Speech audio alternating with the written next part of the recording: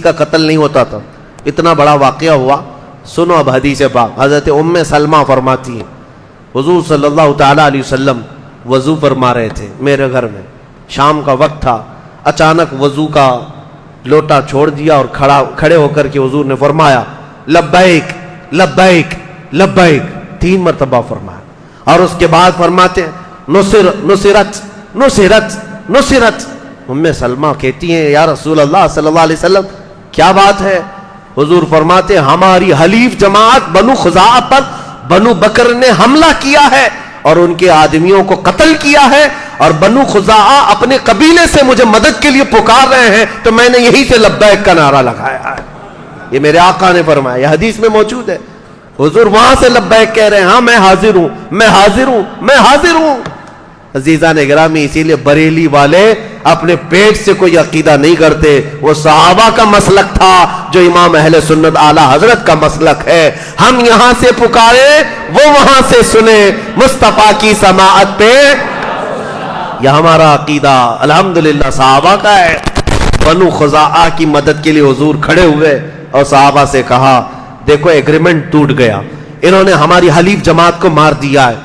اب ہوا یہ کہ صحابہ اکرام میں بھی جوش تھا. حضور نے سب کو تیار کیا، کہا کہ اب انتقام لینا ہوگا کیونکہ ہماری پارٹنر جماعت ہے. کل کو کیا ہوگا؟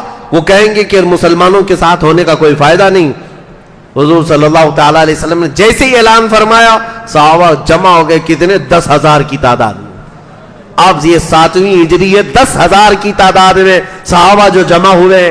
مکہ والوں میں کھلبلی مچ گئی کہ اب کیا ہو گیا. انہوں نے کہا یہ تو غلط ہو گیا، نہیں ہونا چاہیے تھا، ایگریمنٹ ٹوٹ گیا ہے، یہ بنو خزاعہ کو مارا گیا ہے، اچھا نہیں ہے. سارے لوگوں نے کہا ایک کام کرو، جاؤ محمد صلی اللہ تعالی علیہ وسلم سے. نہیں، بلکہ حضور صلی اللہ علیہ وسلم نے اپنے ایک صحابی کو بھیجا، کہا کہ ابھی بھی موقع دیتے ہیں، 3 شرطیں رکھو ان کے پاس جا کر کے کہ بنو بکر جنہوں نے مارا ہے، جتنے لوگوں کو مارا اتنے ان کی جماعت کے لوگوں کو قتل کیا جائے گا. خون بہا اس کو کہتے ہیں، دیت، قصاص. یہ ایک شرط یہ ہے جتنے لوگوں نے ہماری پارٹنر جماعت کو مارا ہے اتنے تمہارے بھی مارے جائیں گے. دوسری شرط یہ ہے مکہ والے تم اعلان کر دو آج کے بعد سے بنو بکر تمہاری حلیف جماعت نہیں ہے، تمہاری پارٹنر نہیں. یا تو تیسرا یہ اعلان کر دو کہ جو ایگریمنٹ صلح حدیبیہ میں ہوا ہے وہ ختم ہو گیا. حضور کے ایک قاصد صحابی مکہ آئے، ان لوگوں سے کہا کہ 3 شرطیں رسول اللہ نے بیان کی. مکہ والوں نے ٹھٹا مار کر کے کہا تینوں بھی منظور نہیں ہمیں، نہ ہم کسی کے خون کا بدلہ دیں گے، نہ ہم اپنی پارٹنر جماعت کا ساتھ چھوڑیں گے، اور اگر تم یہ کہتے ہو ایگریمنٹ ہے یا نہیں ہے جاؤ بول دو کہ ایگریمنٹ ختم ہو گیا. غرور میں تھے، ایسے گھمنڈ میں تھے. صحابی رسول واپس آئے، حضور سے کہا یا رسول اللہ صلی اللہ علیہ وسلم انہوں نے دونوں شرطیں نامنظور کی اور کہا ایگریمنٹ ٹوٹ گیا، ختم ہو گیا. حضور نے فرمایا چلو آپ چلتے ہیں مکہ. یہ فتح مکہ کے راستے ہیں. یہاں سے اب اسلام کی وہ نشر و اشاعت جہاں سے میرے آقا ہجرت کر کے گئے تھے واپس اس وطن آنے والے ہیں. جیسے ہی انہوں نے اعلان کیا ایگریمنٹ ٹوٹ گیا ہے، حضور پاک صلی اللہ علیہ وسلم نے صحابہ کو اعلان کیا تو صحابہ جوش و خروش میں جمع ہوئے. اب یہ نقل و حرکت مکہ والوں کو پہنچی، مکہ والوں میں کھلبلی مچی. کہا ایسا نہ ہو ایگریمنٹ کو دوبارہ رینیو کیا جائے، تجدید کی جائے. غلطی سے ہم نے کہہ دیا تھا ٹوٹ گیا، نہیں ابھی نہیں ٹوٹا ہے، اس کو رینیو کیا جائے. اور اپنے سردار ابو سفیان کو بھیجا کہ جاؤ مدینے میں جا کر کے بات کرو کہ ہم ایگریمنٹ رینیو کرنے آئے. جب وہ مدینے میں آئے ابو سفیان، رسول اللہ صلی اللہ علیہ وسلم نے بات ہی نہیں کی، حضور نے بات ہی نہیں کی ابو سفیان سے. اب وہ حضرت ابو بکر کے پاس جائے، حضرت علی کے پاس جائے، حضرت عمر کے پاس جائے کہ جاؤ حضور سے کچھ سفارش کر دو، میں ایگریمنٹ رینیو کرنے آیا ہوں، جنگ نہیں چاہیے، صلح ہی پر چلیں گے. کسی صحابی نے اس کو منہ نہیں لگایا. یہاں تک کہ تنگ آ کر ابو سفیان اپنی بیٹی کے گھر آئے. ان کی بیٹی کون ہے؟ ام حبیبہ، حضور کی زوجہ ہے، رسول اللہ صلی اللہ علیہ وسلم کی زوجہ ہے. ابو سفیان کہتے ہیں یہ بعد میں اسلام لائے. تھک ہار کر کے اپنی بیٹی کے گھر گئے. ہو سکتا ہے رسول اللہ کی بیوی ہے میری بیٹی، اس کے ذریعے سے بات پہنچا دوں، حضور مان جائیں گے، اپنی بیوی کی بات تو رکھیں گے. تو ابو سفیان گھر گئے ام حبیبہ کے گھر. کمال ہے اس خاتون ام المومنین کی، وہ وفا شعاری میرے مصطفیٰ سے، باپ کافر ہے मुस्तफ़ा करीम की ज़ौजियत में रहने वाली हम करोड़ों मोमिनों की माँ, सलाम उनकी तुरबत पर। घर में अबू सुफियान जैसे ही दाखिल हुए, बाप आया है बेटी के लिए, कई बरसों के बाद आया है। जैसी आए बिस्तर बिछा हुआ था, उम्मे हबीबा रज़ियल्लाहु ताला अन्हा ने देखा अबू सुफियान आया है घर के अंदर, फौरन बिस्तर को खींच लिया, लपेट करके दूसरी तरफ किया। अबू सुफियान ने कहा बैठ जाऊं, कहा बैठना है तो बैठ सकते हो, कहा बिस्तर तो रखते, चादर तो रखते। उम्मे हबीबा ने कहा कसम रब्बे जुल जलाल की, इस बिस्तर पर मैं किसी नापाक को बैठने नहीं दे सकती, इसलिए कि रसूलुल्लाह का बिस्तर पाक है, जिस पर मेरे आका बैठते हैं, मैं किसी नापाक को इस पर बैठने नहीं दे सकती। ये कैसा कमाल का ईमान था, बेटी अपने बाप को रसूलुल्लाह के बिस्तर पर आने नहीं देना चाहती। आज लोग हमसे ये पूछते हैं कि आप इस तरह के भेदभाव करते हैं, फलां से मत मिलो, उनसे ना मिलो। मेरे अजीजों, हमारी मोहब्बत रसूलुल्लाह के रिश्ते से है, हमारी दुश्मनी भी रसूलुल्लाह के रिश्तों से जो अंजाम है उसी से है। इसी को बात रखो, ये हमारा पैदा किया हुआ मसलक नहीं है। हजरत उम्मे हबीबा ने अपने बाप का भी ख्याल नहीं किया, अगर मेरे रसूल का नहीं है तो ना मेरे घर का है ना मेरा बाप है। यह अकीदा हमारी माँ से मिला हुआ, उम्मुल मोमिनीन से मिला हुआ। अबू सुफियान जो ये ख्याल लेकर के आए कि बीवी की बात रसूलुल्लाह मान लेंगे, यहां से सिफारिश होगी, अबू सुफियान कहते हैं उस औरत को मैं क्या बताऊं, क्या सिफारिश करूं जो बैठने के लिए मुझे बिस्तर भी रखना नहीं चाहती, चादर भी नहीं बिछाती। बहुत मायूस होकर वापस मक्का लौट आए। अबू सुफियान वापस आए, लेकिन साहबा में से कुछ साहबा ने कहा एक काम करो अबू सुफियान, तुम यहां खड़े होकर के ऐसे ऐलान करके चले जाओ कि मैंने फिर से रिन्यू कर दिया है एग्रीमेंट को। वो खड़े होकर के मस्जिद नबी के पास जोर जोर से ऐलान करके गए, तो उसका क्या असर होगा? किसी ने हाँ कहा, लब्बैक कहा, हुजूर ने उस पर मंजूरी दी नहीं। मक्का वापस आकर के कहा, मक्का वालों ने पूछा क्या हुआ क्या हुआ, एग्रीमेंट रिन्यू हो गया? कहा नहीं, किसी ने मेरी सुनी तो नहीं, लेकिन मैंने जोर से ऐलान कर दिया है, मैंने जोर से बता दिया है, जैसे भाषण कोई पीएम दे करके चला जाए, किसी को समझ में आए ना आए, बोल तो दिया है ना, हमने तो खंडन किया है, मजम्मत किया है। इसी तरह का उस जमाने का वो था, कहा मैंने तो बोल दिया। मक्का वालों ने पूछा किसी ने उस पर लब्बैक कहा, हाँ कहा है? कहा नहीं, किसी ने नहीं कहा। तो कहा फिर इस रेन्यूएशन का क्या मतलब है, ये तजदीद कहाँ है ये? उसके बाद बात हुई, मक्का वालों ने कहा अब तैयार हो जाओ, मोहम्मद सल्लल्लाहु अलैहि वसल्लम वो फौज लेकर के आएंगे जिसका मुकाबला हम में से कोई नहीं कर सकता। बात हकीकत थी, 7वीं हिजरी थी और जिलकादा का महीना था। रमजान गुजार करके नबी करीम सल्लल्लाहु ताला अलैहि वसल्लम सहाबा को ऐलान करते हैं, सहाबा निकल पड़े। मदीने के जितने सहाबा थे सब निकले हैं, और हत्ता के हुजूर की जितनी अज़वाज मुतहरात थी सब सफर में साथ थी। जब रसूल पाक चलते आए और यहाँ तक के रास्ते में हुजूर की जितनी हलीफ जमाती थी, यानी जो पार्टनर कबीले थे, सब साथ होते गए। मक्का से अभी 35 किलोमीटर दूर ये लश्कर जर्रार मेरे आका का था। अरे 313 का मुकाबला करने की सकत नहीं थी, आज तो 10,000 की तादाद में आ रहे थे। 10,000 की तादाद।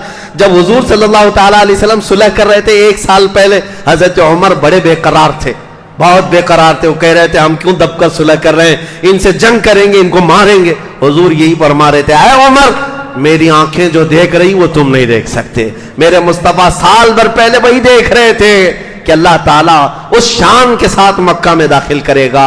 अजीजा ने गिरामी 35 किलोमीटर दूर ये पड़ाव किया है लश्कर। अचानक इसी हालत में मक्का में खलबली मची, सब तितर बितर हैं। अब न जंग करने की ताकत थी न सामान था, बल्कि बड़े बड़े रईस, उनके सरदार जितने गुरु घंटाल थे वो इसी जंगों में मारे गए थे। अबू जहल भी नहीं था, अबू लहब भी नहीं है, उतबा शैबा, बड़े बड़े सरदार मरे हुए थे। जो कुछ बच्चे खची जमात को लेकर चलने वाले अबू सुफियान, और अबू सुफियान हजरत अब्बास का खास दोस्त थे। हजरत अब्बास कौन है? हुजूर के चचा है। हजरत अब्बास अबू सुफियान से कहते हैं मैं तेरा काम कराता हूँ। मक्का में अबू सुफियान को साथ लिए और कहा हुजूर सल्लल्लाहु अलैहि वसल्लम अभी मक्का आए नहीं, 35 किलोमीटर दूर है। हजरत अब्बास रात के वक्त अबू सुफियान को अपनी ऊँटनी पर बिठाकर ले आए, चल रसूलुल्लाह के पास तुझे सामने कर देता हूँ, जितना किया गया सब है वो माफ कर देंगे। अबू सुफियान जंगे बदर में सामने है, احد میں سامنے ہے, خندق میں سامنے ہے, ہر جنگ میں حضور کے سامنے ہے. ابو سفیان خالی جنگ کرنے والے نہیں بلکہ سب کو ابھارنے والے, اور اس شخص کو پکڑ کر حضرت عباس لے آ رہے ہیں اور یہ کہتے ہوئے مجھے یقین ہے محمد عربی پر, چلو چلتے. ابو سفیان ساتھ آ گئے. رات کا وقت تھا, قافلہ پڑاؤ کیا ہے رسول اللہ کا, دوسرے دن مکہ میں داخل ہونے والے. حضرت عباس جیسے ہی آ رہے تھے, کیونکہ وہ اسلام لائے ہوئے تھے, آ رہے تھے ابو سفیان کو لے کر کے حضور کے خیمے پہنچنے والے تھے, اس سے پہلے حضرت عمر کی نظر پڑ گئی. بچ بچا کر کے تو آئے تھے, حضرت عمر دیکھ لیے خیمے سے باہر آئے, جلال کے ساتھ ایک ایسا اعلان کیا کہ پورے خیمے میں لوگوں کی نیند اڑ گئی. کہا کہ یہ کافر کو کہاں سے لایا گیا ہے, اس عظیم دشمن رسول کو کہاں سے لایا گیا ہے. حضرت عباس نے کہا جلدی چلو جلدی چلو, رسول اللہ کے خیمے میں داخل ہو جاؤ نہیں تو عمر چھوڑے گا نہیں. حضور صلی اللہ تعالیٰ علیہ وسلم کے خیمے میں داخل ہو گئے. ابھی یہ لوگ گئے ہی تھے کہ حضرت عمر پیچھے سے آ گئے. کہا یا رسول اللہ اس شخص کا کیا کرنا ہے, آج آخری وقت ہے, آپ بتا دیں میں تلوار لے کر کے آیا ہوں, اب ابو سفیان دوبارہ مکہ نہیں جائے گا. حضور صلی اللہ تعالیٰ علیہ وسلم نے کہا عمر تلوار نیچے رکھو, تلوار نیچے کرو. تھوڑی دیر رکا, حضرت عباس سے پوچھا کس لیے آئے. کہا یا رسول اللہ ابو سفیان صرف امن کی آپ سے خیرات لینے آیا ہے کہ آپ امان دے دیں, کل آپ داخل ہونے والے مکہ میں ابو سفیان کے ساتھ کچھ نہیں ہوگا. حضور صلی اللہ تعالیٰ علیہ وسلم نے یہ بھی نہیں فرمایا کہ تو کلمہ پڑھ رہا ہے نہیں پڑھ رہا ہے, کچھ نہیں کہا. حضرت عباس نے کہا ٹھیک ہے, ابو سفیان کو میں نے امان دے دیا اور پچھلا جو کچھ کیا تھا اس کو بھلا دیا گیا. ایک جملے میں میرے مصطفیٰ نے بڑی بڑی جنگوں میں مقابل میں آنے والے کو معاف کر دی. اسی لیے تو میرے عزیزوں, ہم ہزار گناہوں کا بوجھ لیے ہوئے بھی اگر کوئی امید رکھتے ہیں تو اس تاجدار مدینہ سے رکھتے ہیں جس کا دربار کھلا ہے. شاعر نے سچ کہا ہے, نہ کوئی عمل ہے سنانے کے قابل, نہ منہ ہے تمہارے دکھانے کے قابل, لگاتے ہیں اس کو بھی سینے سے آقا جو ہوتا نہیں منہ لگانے کے قابل. میرے آقا صلی اللہ تعالیٰ علیہ وسلم کے دربار میں اسی لیے ہم پہنچتے ہیں. بریلی والے امام کی سنو, یوں ہی نہیں پکار کر کہا تھا پھر کے گلی گلی تباہ, ٹھوکریں سب کی کھائی کیوں, دل کو جو عقل دے خدا تیری گلی سے جائے کیوں. حضور پاک صلی اللہ علیہ وسلم نے ابو سفیان کو معاف کیا اور کہا جاؤ کل کے دن دوپہر میں فلاں پہاڑی کے اوپر تم کھڑے رہنا. حضور چاہتے تھے کہ ابو سفیان کو دکھایا جائے لشکر اسلام کیسے مکہ میں داخل ہو رہا ہے. ابو سفیان ایمان لائے ہوئے نہیں, اسلام قبول کیے ہوئے نہیں. دوسرا دن تھا, 20 رمضان کی تاریخ ہے, جمعہ کا دن ہے. اللہ اکبر, رمضان المبارک کا مہینہ ہے. صحابہ اکرام نکلے, حضور نے کئی جماعتوں میں صحابہ کو تقسیم کیا تھا. سب سے آگے اس 10,000 فوج کی جماعت میں سب سے آگے بندہ جو جھنڈا لے کر چل رہا تھا وہ صحابہ میں کوئی بہت بڑے صحابی جلیل نہیں, حضرت ابو بکر, حضرت عمر, حضرت عثمان, حضرت علی نہیں, یہ خلفاء اجلہ صحابہ میں سے جو جلیل القدر نہیں. حضور نے اس فوج کے مقدمے میں سب سے آگے جھنڈا دے کر جس کو رکھا تھا وہ بلال حبشی تھے, حضرت بلال حبشی تھے. حضور صلی اللہ تعالیٰ علیہ وسلم نے ان کو آگے رکھا تھا. مکہ والے یہ منظر دیکھیں جس بلال کے پیروں میں رسیاں ڈال کر تم کھینچتے تھے اور گرم ریت پر لٹا کر اس بلال کے جسم کو تم نے گلا دیا تھا, چربی نکل جاتی تھی, اس بلال کو تم مارتے تھے. آج وہ بلال جھنڈا اٹھائے ہوئے خانہ کعبہ کی طرف رواں دواں ہے, بڑھتا چلا آ رہا ہے, اور ایسے یہ چوک در چوک فوج داخل ہونے لگی. اللہ اکبر, قرآن پاک میں اس کا ذکر آیا ہے. اللہ تعالیٰ نے قرآن میں فرمایا ہے, حضور صلی اللہ تعالیٰ علیہ وسلم پر یہ آیتیں نازل ہوئی ہے کہ لقد صدق اللہ رسولہ الرؤیا بالحق لتدخلن المسجد الحرام ان شاء اللہ آمنین محلقین رؤوسکم ومقصرین لا تخافون. اے محبوب, اللہ نے آپ کے خواب کو پورا کر دیا. آپ کی یہ پوری جماعت کے ساتھ آپ امن کے ساتھ مکہ میں داخل ہو رہے ہیں بغیر کسی خوف کے. حضور صلی اللہ تعالیٰ علیہ وسلم جس جماعت میں تھے صحابہ کی, وہ سب سے اخیر میں تھی. حضور ملاحظہ کر رہے تھے, صحابہ کو جانے دے رہے تھے. صحابہ آگے بڑھتے جا رہے ہیں, وطن عزیز میں آئے ہیں, چھوڑے ہوئے وطن میں آئے ہیں جہاں جائیدادیں تھی, جہاں بیوی بچے رہے, جہاں بچپنا گزرا, جہاں سب چھوڑ کر صحابہ گئے تھے. پورے 7 سال کے بعد مکہ واپس آ رہے.